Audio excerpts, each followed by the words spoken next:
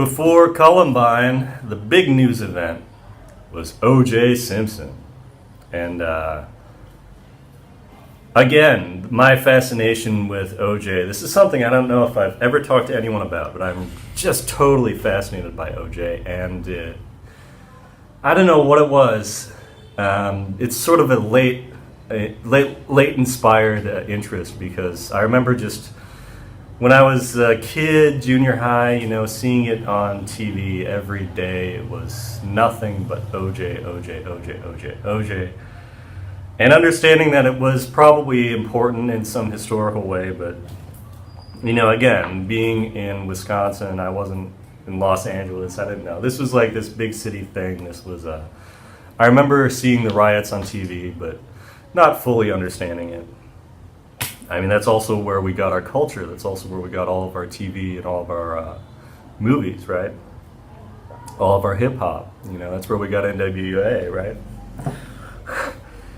Gosh, so, but it was, I guess, 2015. I don't know when or where or even what prompted this, but I decided that I would read If I Did It, which was the book he wrote.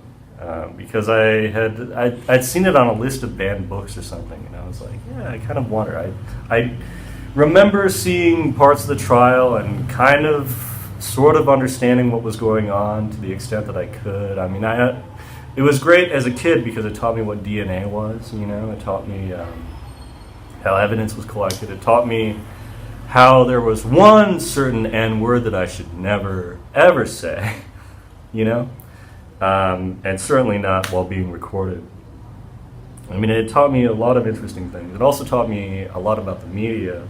Anyway, I read this book, and this is part of, it's similar to what I was saying about Columbine, is that over the years we've had more and more information trickle out. And it being 20 years since, more than 20 years now since the trial, they allowed him to release the book, but of course, because he lost in the civil suit, all the money that was made went to the Goldman family, but this book didn't sell very well because it was banned. It's one of those books that you can't get anywhere. And I read it online. It's one of those ebooks. Sometimes I read books on my laptop or my tablet, but I prefer paper, of course. I'm old-fashioned. Anyway, the book goes through graphic detail and pretty much places everything within our understanding of the evidence exactly where it needs to be, and tells a completely convincing narrative of the night up to, during, and following the slayings of Nicole Brown Simpson and Ronald Goldman.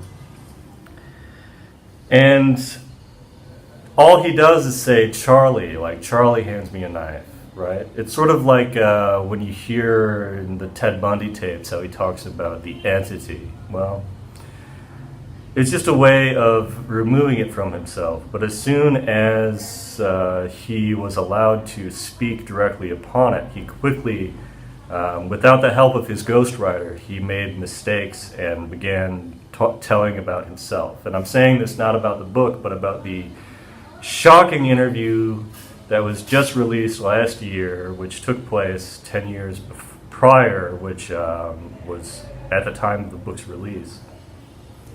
But in it, for the first time and only time, O.J. Simpson talks to someone directly about the case. And I encourage everyone to watch this, because it will remove any doubt that you've ever had that he wasn't completely responsible for this. I think even the people who are happy that he was acquitted know he was responsible for it. And look, I don't care what Styx Hexenhammer says. I love Leo Buscaglia. And when I saw Leo's entire presentation, he did this hours and hours thing on OJ. And this is back when I had a brief O.J. Simpson obsession one summer back in 2015. And just seeing how it was all just points directly at him. But it really hits home when you see him just say it directly to a reporter. And I'm going to put a link in the description below if you're at all interested in this sort of thing. But man, oh man. Like he, just like in the book, he talks about how angry he got. And he says some really contradictory, openly false things in the interview, like, I was yelling at her because the kids weren't safe around her, while he's like breaking stuff, and she's photographing her bruises to save as evidence. It's sort of a letter to the future saying, please, just like she's screaming into the phone saying, he's going to kill me. Horrible, horrible stuff.